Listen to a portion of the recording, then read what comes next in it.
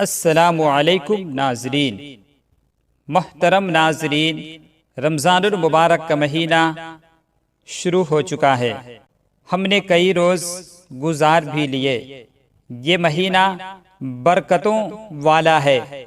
کیوں برکتوں والا ہے؟ اس مہینے میں ایک فرض کا ثواب 70 گنا زیادہ ہے۔ ایک فرض مطلب 70 فرض کے ثواب کے برابر ہے۔ کیوں ہے نا برکتوں والا؟ آپ کمنٹ میں بتاتے رہیں، آپ کمنٹ میں لکھتے رہیں۔ اللہ تبارک و تعالیٰ کے حضور میں دعا گو ہوں کہ مولا پروردگار عالم رمضان المبارک کی مبارک برکتوں سے سرفراز فرمائے اور اس ماہ مبارک میں ہمارے رزق میں کشادگی فرمائے، ہماری جملہ پریشانیوں کو اللہ دور فرمائے۔ آمین ثم آمین۔ آپ بھی کمنٹ میں آمین ضرور لکھیں، نہ جانے کس کی دعا کب قبول ہو جائے۔ ایک سنت کا ثواب فرض کے برابر، ایک نفل کا ثواب سنت کے برابر۔ کیوں ہے نا برکتوں والا؟ لہٰذا اس ماہ میں جتنا زیادہ ہو سکے عبادت کریں، قرآن کی تلاوت کریں یا سنیں۔ نیچے ڈسکرپشن میں لنک ہے، آپ وہاں جا کر قرآن کی تلاوت آپ سن سکتے ہیں۔ رزق میں اللہ تبارک و تعالیٰ اس ماہ میں اضافہ فرما دیتا ہے۔ دوزخ کے سارے دروازوں کو اللہ بند کر دیتا ہے، شیاطین کو قید کر دیتا ہے، اور تو اور روزہ دار کے لیے ایک اسپیشل اللہ تبارک و تعالیٰ جنت میں ایک اسپیشل دروازہ کھولتا ہے جس سے صرف روزہ دار ہی داخل ہو سکتے ہیں۔ وہ دروازہ کچھ خاص ہی ہو سکتا ہے، جبھی تو صرف روزہ دار کے لیے اللہ تبارک و تعالیٰ نے اس دروازے کو مخصوص کیا۔ اس ماہ مبارک کا جو ادب و احترام کرتا ہے، آپ سنیں اسے کیا حاصل ہوتا ہے۔ ایک شخص بڑا بدکار اور گنہگار تھا، پورے سال بھر بدعملی، گناہ، بدکاریوں میں، گناہوں میں ملوث رہتا تھا، گناہوں کے کام میں مشغول رہتا تھا۔ لیکن جب رمضان شریف کا برکت والا، رحمت والا مہینہ آتا تو خوب پاک و صاف ہو کر، پاک و صاف کپڑے پہن کر پانچوں وقت پابندی سے نماز پڑھتا۔ اس شخص سے پوچھا گیا کہ تو صرف رمضان شریف کے مہینے میں پابندی سے نماز پڑھتا ہے، پاک و صاف رہتا ہے، بدعملی نہیں کرتا، گناہ نہیں کرتا اور پاک و صاف نظر آتا ہے، اس کی وجہ کیا ہے؟ اور اس ماہ میں ہی تو اچھے کام کرتا ہے، ایسا کیوں کرتا ہے؟ تو اس شخص نے جواب دیا کہ یہ مہینہ خیر و برکت اور رحمت و عظمت و مغفرت کا مہینہ ہے، توبہ و استغفار کا مہینہ ہے۔ اس امید پر کہ شاید اللہ تعالی مجھے رمضان شریف کے ادب و احترام اور اس ماہ میں اچھے عمل کے سبب کہیں بخش دے، میں اس وجہ سے اس ماہ میں زیادہ عبادت کرتا ہوں۔ میرے محترم، روایت ہے جب اس شخص کا انتقال ہوا تو کسی نے خواب میں اس شخص کو دیکھا۔ کیا دیکھا؟ کہ وہ شخص جنت میں سیر کر رہا ہے، وہ جنت میں سیر کر رہا ہے۔ پوچھا گیا کہ اللہ تبارک و تعالیٰ نے تیرے ساتھ کیا معاملہ کیا؟ پوچھا گیا کہ اللہ تبارک و تعالیٰ نے تیرے ساتھ کیا معاملہ کیا؟ تو اس شخص نے جواب دیا، میرے اللہ تعالیٰ نے مجھے رمضان شریف کے ادب و احترام، تعظیم کرنے کی وجہ سے میرے گناہ کو بخش دیا اور مجھے جنت عطا فرمایا۔ ماشاءاللہ، سبحان اللہ، یہ برکت ہے۔ رمضان شریف عظمتوں، برکتوں، حکمتوں والا مہینہ ہے۔ سال بھر کا گنہگار اگر رمضان شریف میں پاک و صاف ہو کر توبہ و استغفار کر کے روزہ رکھ لے اور نماز کو پابندی کے ساتھ پڑھے تو اس شخص کا ٹھکانہ جنت ہو سکتا ہے۔ شریعت میں عقل کا دخل محرومی ہے، یعنی شریعت میں ہم عقل کو داخل نہیں کر سکتے۔ روزہ ایک عظیم عبادت ہے جس کے ادا کرنے میں بلا شبہ بڑی محنت کرنی پڑتی ہے۔ مسائل کی ناواقفی اور اپنی عقل کی مداخلت سے اس کو برباد کر لینا بڑی ہی محرومی اور بد نصیبی ہے۔ لہٰذا اگر آپ کو کوئی مسائل معلوم نہ ہو تو اپنے گاؤں کے، محلے کے، مسجد کے، مدارس کے علماء کرام، مسجد کے ائمہ کرام سے آپ مسئلے معلوم کریں۔ ایسا نہ ہو کہ آپ کا روزہ ہو سکتا ہے اور آپ نے یہ سمجھ لیا کہ میرا روزہ نہیں ہوا اور آپ نے اس روزے کو توڑ دیا، جس کی آپ کو سزا بھگتنی پڑ سکتی ہے۔ اس لیے مسئلے معلوم کر لینا ضروری ہے۔ چند ارشادات ملاحظہ فرمائے۔ حضرت ابو ہریرہ، حدیث پاک حضرت ابو ہریرہ رضی اللہ تعالی عنہ سے روایت ہے، ہمارے پیارے نبی صلی اللہ تعالی علیہ وسلم نے فرمایا، جو شخص روزہ کی حالت میں بھول گیا اور اس نے کھا لیا، پی لیا، تو وہ شخص اپنا روزہ پورا کر لے۔ اللہ تعالیٰ نے اس کو کھلایا اور پلایا ہے۔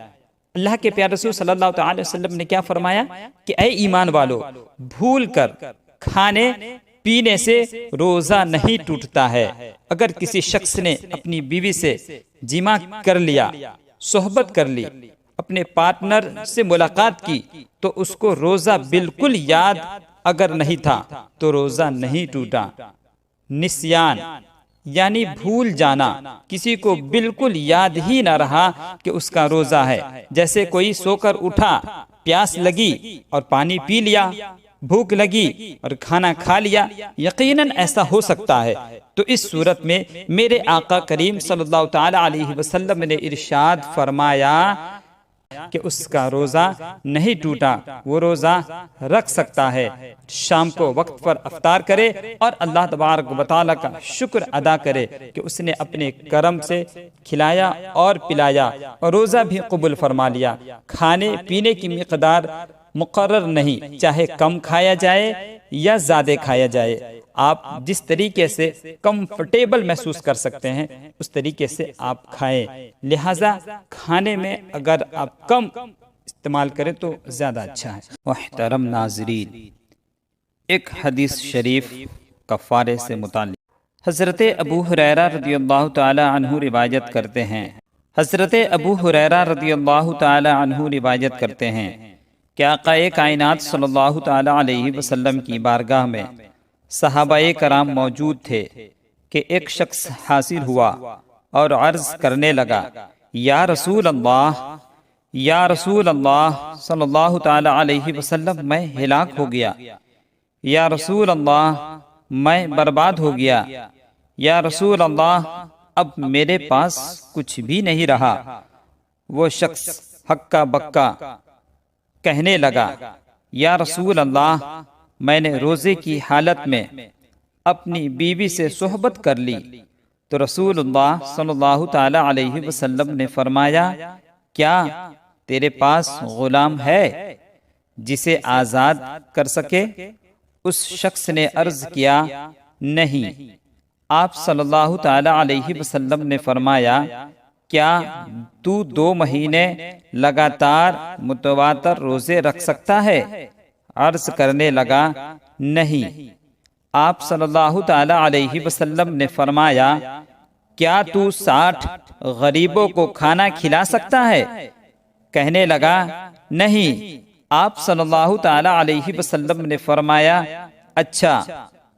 حضور صلی اللہ تعالی علیہ وسلم ٹھہرے رہے، ہم صحابہ کرام حاضر ہیں، موجود ہے، اسی محفل میں بیٹھے ہیں۔ حضور کائنات صلی اللہ تعالی علیہ وسلم کی خدمت میں کہیں سے کھجوروں کا ایک ٹوکڑا آیا، کھجوروں کا ٹوکڑا پیش کیا گیا تو رسول اللہ صلی اللہ تعالی علیہ وسلم نے فرمایا، وہ سوال کرنے والا انسان کہاں ہے؟ وہ شخص کدھر گیا جو ابھی بہت پریشان تھا؟ صحابہ کرام نے کہا، یا رسول اللہ حاضر ہے اس محفل میں۔ اس شخص نے عرض کیا، میں حاضر ہوں یا رسول اللہ صلی اللہ تعالی علیہ وسلم۔ اللہ کے پیارے رسول صلی اللہ تعالی علیہ وسلم نے فرمایا، یہ ٹوکرا لے لو اور صدقہ کر دو۔ تو اس شخص نے عرض کیا کہ کیا میں یہ اپنے سے زیادہ محتاج پر صدقہ کروں؟ خدا کی قسم، مدینہ کے گوشوں میں مدینہ کی چہار دیواریوں میں، مدینہ کی ان وادیوں میں مجھ سے زیادہ کوئی غریب اور مفلس نہیں۔ اس کا مطلب تھا دونوں حصوں کے درمیان یعنی پورے مدینہ شریف میں سب سے زیادہ محتاج میرا ہی گھر ہے اور میرے ہی گھر والے ہیں۔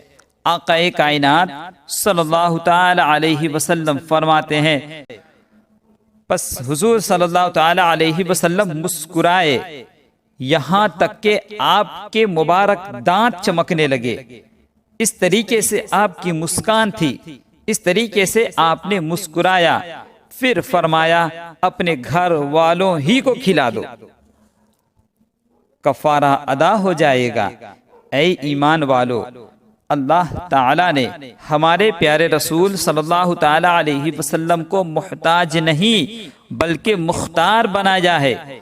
کسی کے لیے ایک چیز حرام فرما دی اور دوسرے کے لیے وہی چیز حلال فرما دی۔ یہ شان صرف ہمارے آقا مصطفیٰ کریم صلی اللہ تعالی علیہ وسلم کے لیے خاص ہے۔ محترم، عشق مصطفیٰ میں سنیں، ذہن حاضر رکھ کے سنیں، کیونکہ یہ مہینہ جس مہینے میں ابھی ہم سفر کر رہے ہیں یہ برکتوں والا مہینہ ہے، یہ عظمتوں والا مہینہ ہے۔ اس مہینے میں ایمان میں تازگی پیدا کرے۔ سنو اور اپنے ایمان کو تازہ کر لو کہ ہمارے آقا، ہمارے سرکار، امت کے غمخوار نبی مختار صلی اللہ تعالی علیہ وسلم نے اس شخص کو خود کے کفارے کی کھجوروں کو کھانے کی اجازت دے دی۔ حالانکہ مسئلہ یہی ہے کہ کوئی شخص اپنی زکوٰۃ یا کفارہ کی چیزوں کو یا واجب صدقہ کو اپنے استعمال میں نہیں لا سکتا، لیکن اس شخص کو خود کے کفارہ کی کھجور کھانے کے لیے حلال فرمایا اور بتا دیا کہ اللہ تعالیٰ نے مجھے محتاج نہیں بلکہ مختار بنایا ہے، اور جس شخص کے لیے جو حکم چاہوں صادر فرما دوں، اور میری یہی اداؤں اور مرضی کا نام شریعت ہے، اس شخص کے لیے کفارہ روزہ توڑنے کی سزا کو میں نے اللہ تعالیٰ کی عطا سے رحمت و نعمت بنا دیا۔ خود فرمایا عاشق مصطفیٰ، پیارے رضا، اچھے رضا، امام احمد رضا فاضل بریلوی رضی اللہ تعالی عنہ کہتے ہیں، میں تو مالک ہی کہوں گا کہ ہو مالک کے حبیب، یعنی محبوب و محب میں نہیں، میرا تیرا واہ کیا جود و کرم ہے، شہ بطحہ تیرا نہیں سنتا ہی نہیں مانگنے والا تیرا۔ درود پاک پڑھے، اللہم صلی علی سیدنا شفیعنا حبیبنا مولانا محمد معدن جود والکرم بارک وسلم، صلو علیہ صلاۃ و سلام علیک یا رسول اللہ صلی اللہ تعالی علیہ وسلم۔ روزے کا ادب۔ حضرت ابو ہریرہ رضی اللہ تعالی عنہ سے روایت ہے کہ اللہ کے پیارے رسول صلی اللہ تعالی علیہ وسلم نے فرمایا، جو شخص روزہ کی حالت میں بیہودہ اور بری بات کہنے سے باز نہ آئے اور بری باتوں پر عمل کرتا رہے، بری باتوں پہ عمل کرنا ترک نہ کرے، تو اللہ تعالیٰ کو اس شخص کے بھوکے اور پیاسے رہنے کی کوئی ضرورت نہیں، اس کے بھوک اور پیاس کی اللہ کو کوئی ضرورت نہیں۔ اللہ اکبر، رات بھر کا جاگنا بیکار گیا۔ ہمارے آقا کریم صلی اللہ تعالی علیہ وسلم نے فرمایا، بہت سے روزہ دار ایسے ہیں، روزہ رکھنے والے لوگ ایسے ہیں جنہوں نے بھوکا رہنے کے سوا کچھ بھی حاصل نہیں کیا، اور بہت سے شب بیدار رات میں جاگنے والے لوگ ایسے ہیں جنہوں نے رات جاگنے کے سوا کچھ بھی نہیں پایا۔ روایت ہے، 3 قسم کے لوگوں کا روزہ۔ ایک قسم عام لوگوں کے روزہ کی ہے، جو پیٹ کو کھانے سے، پانی پینے سے اور شرمگاہ کو جماع یعنی بیوی سے صحبت کرنے سے روکے رکھتے ہیں۔ دوسری قسم خاص بندوں کا روزہ، جو ان کے علاوہ کان، آنکھ، زبان، ہاتھ، پاؤں اور تمام اعضاؤں کو گناہوں سے باز رکھتے ہیں۔ تیسری قسم خاص نیک بندوں کا روزہ، جو اللہ تعالی کے سوا تمام چیزوں اور سب سے جدا ہو کر صرف اللہ کی جانب متوجہ رہتے ہیں۔ اے ایمان والو، حدیث مبارکہ یعنی ہمارے آقا مصطفیٰ جان رحمت صلی اللہ تعالی علیہ وسلم کا فرمانے کا مطلب، مقصود خاص یہ ہے کہ بہت سے مسلمان روزہ رکھتے ہیں اور ان کا فرض ادا بھی ہو جاتا ہے کہ بظاہر وہ روزہ توڑنے والا کوئی کام نہیں کرتے، لیکن جو تقوی، جو بلندی، جو درجہ روزے سے نصیب ہونا چاہیے تھا، نماز ادا کرنے سے حاصل ہونی چاہیے تھی، روزے سے فرحت و خوشی ملنی چاہیے تھی، اس سے وہ محروم رہتے ہیں، کیونکہ وہ روزے کی حالت میں بھی اپنی بےہودہ عادت کے مطابق جھوٹ، مکر و فریب، بہتان اور غیبت وغیرہ برے کاموں سے باز نہیں آتے۔ وہ تجارت کرتے ہیں تو دھوکہ دینے سے باز نہیں آتے، ملازمت کرتے ہیں تو سستی سے باز نہیں آتے، لوگوں پر ظلم کرنے، دوسروں کا حق مارنے، رشوت لینے، سود سے پیسہ کمانے کی ناجائز و حرام حرکتوں کو نہیں چھوڑتے۔ رمضان کے ایک مہینے کا روزہ تو مسلمان کو بہت بلند کر سکتا ہے، اس میں شک نہیں۔ روزہ مسلمان کی مادی اور روحانی بلندی کا ذریعہ ہے، لیکن افسوس کہ ہم اس کو ایک رسم سمجھ کر اختیار کرتے ہیں، وہ تقوی، پرہیزگاری اختیار نہیں کرتے جس سے روزہ کا پورا فائدہ نصیب ہو۔ یاد رکھیے، اللہ تعالی نے ہماری فلاح و کامیابی کے لیے ہمیں روزہ جیسی عبادت عطا کی ہے۔ روزہ میں 2 دشواریاں تھیں۔ روزے ماہ شعبان 2 ہجری میں پیر کے دن فرض ہوئے۔ شروع میں روزہ کی عادت کچھ زیادہ سخت تھی کہ دن کی طرح رات کو بھی مرد و عورت کا ملنا، صحبت کرنا حرام تھا۔ اس طرح پورے مہینہ روزہ رکھنا پڑتا تھا۔ کھانے پینے کا وقت بھی بہت کم تھا کہ افطار سے عشاء کی نماز تک کھا پی سکتے تھے۔ عشاء کے بعد سونے کے ساتھ ہی روزہ شروع ہو جاتا تھا۔ اللہ تعالیٰ نے فضل فرمایا اور ان دونوں دشواریوں کو ختم کر دیا۔ حدیث پاک ملاحظہ کرے۔ مراد مصطفیٰ، دعائے مصطفیٰ، امیر المومنین حضرت عمر فاروق رضی اللہ تعالی عنہ نے رمضان کی ایک رات میں اپنی بیوی سے جماع صحبت کر لیا۔ آپ نے غسل کیا اور احساس گناہ سے رونے لگے، اپنے آپ کو ملامت کرنے لگے، گربہ زاری کرنے لگے اور روتے ہوئے غم نما انداز میں آپ آقا کریم صلی اللہ تعالی علیہ وسلم کی بارگاہ میں حاضر ہو کر عرض کرنے لگے، یا رسول اللہ صلی اللہ تعالی علیہ وسلم، میں آپ کے اور اللہ تبارک و تعالی کے دربار میں معذرت پیش کرتا ہوں۔ آج مجھ سے بڑی غلطی ہوئی۔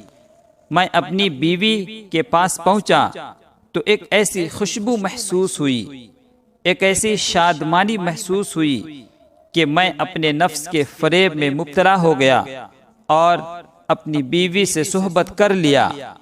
تو ہمارے حضور آقا کریم صلی اللہ تعالی علیہ وسلم نے فرمایا، اے عمر، تمہیں ایسا نہیں کرنا چاہیے تھا۔ حضرت عمر رضی اللہ تعالی عنہ کا حال سن کر کچھ دوسرے صحابہ بھی کھڑے ہوئے اور انہوں نے بھی اپنی غلطی کا اعتراف کیا۔ چنانچہ صحابہ کی غلطی پوری امت کے لیے اللہ تعالیٰ کے فضل و کرم کا ذریعہ بن گئی۔ وحی نازل ہوئی اور ہمیشہ کے لیے روزے کی ایک سختی ختم ہو گئی۔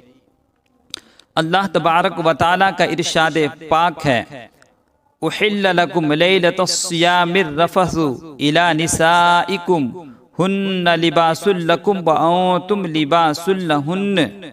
ترجمہ: روزوں کی راتوں میں اپنی عورتوں کے پاس جانا تمہارے لیے حلال ہوا، وہ تمہاری لباس ہیں اور تم ان کے لباس ہو۔ کنز الایمان۔ دوسری دشواری بھی ختم ہوئی۔ حضرت سرما بن قیس رضی اللہ تعالی عنہ دن بھر محنت و مزدوری کیا کرتے تھے۔ ایک رات افطار کے بعد بیوی سے کھانا مانگا، وہ کھانا پکانے میں مصروف تھی۔ یہ تھکے ہارے کھانے کا انتظار کرتے کرتے سو گئے۔ بیوی نے بیدار کیا۔ جب کھانا تیار ہو گیا اور کھانا پیش کیا تو فرمایا، اب تو روزہ شروع ہو چکا ہے، یہ کھانا میں کیسے کھا سکتا ہوں؟ ایسی حالت میں دوسرا روزہ رکھ لیا۔ صبح ہوئی تو محنت و مزدوری کے لیے چلے گئے۔ دوپہر تک تو کام کرتے رہے اور کسی طریقے سے دوپہر تک آپ کام میں ہاتھ بٹاتے رہے اور کمزوری بڑھتی گئی۔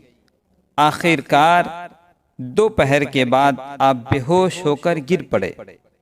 حضرت سرما رضی اللہ تعالی عنہ کی اس حالت پر اللہ تبارک و تعالی کو رحم آیا اور ان کے صدقے میں امت سے روزے کی یہ دوسری سختی بھی ختم ہو گئی۔ وحی نازل ہوئی، سونے نہ سونے کی پابندی ختم کر دی گئی، کھانے پینے کا وقت بڑھا کر صبح صادق تک کر دیا گیا۔ لہٰذا اب دوسری عبادتوں کی طرح روزہ مکمل ہے۔ 1400 برس سے اسی طرح ہے اور قیامت تک اسی طرح رہے گا۔ اس میں کسی قسم کی کمی زیادتی کا کسی کو حق حاصل نہیں۔ اللہ تعالی تقوی کے ساتھ روزوں کی توفیق عطا فرمائے، آمین ثم آمین۔ روزہ سے اللہ تبارک و تعالی ملتا ہے۔ حضرت ابو ہریرہ رضی اللہ تعالی عنہ راوی ہیں، ہمارے آقا مصطفیٰ کریم صلی اللہ تعالی علیہ وسلم نے فرمایا، اللہ تبارک و تعالی فرماتا ہے، الصوم لی وانا اجزی بہ، یعنی اللہ تعالی فرماتا ہے روزہ میرے لیے ہے اور روزہ کی جزا میں خود دوں گا۔ کچھ محدثین کرام نے اس حدیث قدسی کو اس طرح بھی پڑھا ہے، الصوم لی وانا اجزا بہ، یعنی روزہ میرے لیے ہے اور روزہ کی جزا میں خود ہوں۔ یہ اللہ تبارک و تعالی فرماتا ہے۔ اللہ فرماتا ہے کہ بندہ روزہ میرے لیے رکھتا ہے اور میں بندے کے لیے ہوں، بدلے میں اس کی جزا میں خود بندے کا ہو جاؤں گا۔ اے ایمان والو، روزہ وہ عبادت ہے کہ روزہ دار بندہ اپنے خالق و مالک اللہ تبارک و تعالی کو پا لیتا ہے۔ گویا نماز، حج، زکوٰۃ، صدقہ و خیرات وغیرہ تمام نیک اعمال سے جنت ملتی ہے، مگر روزہ وہ عبادت ہے جس سے جنت کا خالق و مالک خود اللہ تبارک و تعالی مل جاتا ہے۔ نماز سے، حج سے، زکوٰۃ سے، صدقات سے، فطرات سے، خیرات سے اللہ تبارک و تعالی نیک اعمال سے جنت عطا فرماتا ہے، لیکن جب ہم روزہ رکھتے ہیں تو جنت نہیں، خود صاحب جنت ہو جاتا ہے، خود مالک جنت ہو جاتا ہے، خود خالق جنت ہمارا ہو جاتا ہے۔ جنت ملتی ہے، مگر روزہ وہ عبادت ہے جس سے جنت کا خالق و مالک خود اللہ تبارک و تعالی مل جاتا ہے۔ ایک واقعہ آپ کی گوشے گزار کرتا ہوں۔ ایک مرتبہ بادشاہ محمود غزنوی رحمت اللہ علیہ نے ایک دربار لگائی، ایک بازار لگائی اور اس میں دنیا کے ہر قسم کے ساز و سامان رکھ دیے، جس میں ہیرے، جواہرات، سونا، چاندی، اچھی اچھی نعمتیں، اچھی سواریاں، گھوڑے، اونٹ، بھینس، بکرا، بیل، ہاتھی، شیر، گویا کہ اللہ کی ایسی ایسی نعمتیں آپ اس بازار میں رکھے جس کو نام بنام شمار نہیں کیا جا سکتا، سب موجود تھی۔ اور ارکان دولت کو حکم ہوا، دولت کے چاہنے والوں کو حکم ہوا، دولت کے پانے والوں کو حکم ہوا کہ جس کی مرضی میں جو آئے اسے وہ یہاں سے لے جا سکتا ہے۔ جس چیز پر جو شخص ہاتھ رکھ دے گا وہ چیز اس کی ہو جائے گی۔ جیسے ہی یہ اعلان عام ہوا، دولت کی مانگنے، دولت کو چاہنے والے، دولت کو پسند کرنے والے لوگ دولت کی طرف بڑھے۔ جس کو جیسا پسند آیا اس نے اسی چیز پر ہاتھ رکھ دیا۔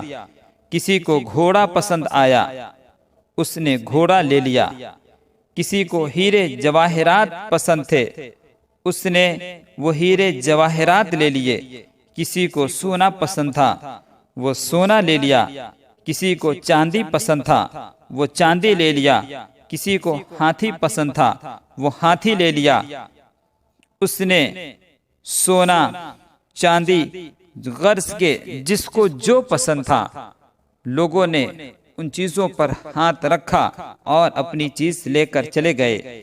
مگر اس بازار میں ایک شخص ایسا بھی ہے، اس بازار میں ایک دیوانہ ایسا بھی ہے، اس بازار میں ایک عاشق ایسا بھی ہے، اس بازار میں ایک اللہ والا ایسا بھی ہے جو بازار کے ساز و سامان کے اوپر نظر رکھتا ہے، ہیرے جواہرات پر نظر رکھتا ہے، سونے و چاندی پر نظر رکھتا ہے، اور سونے چاندی کو پار کرتا